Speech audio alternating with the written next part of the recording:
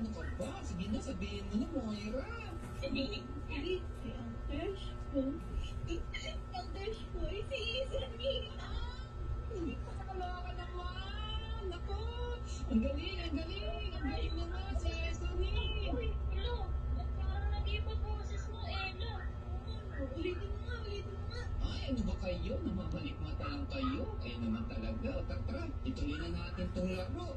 Naku, parang may dududa akong nararamdaman sa taong to, ah. Ay, hindi ah. Puro girls tayo dito. Crush mo pala yung kapatid ko, Moira.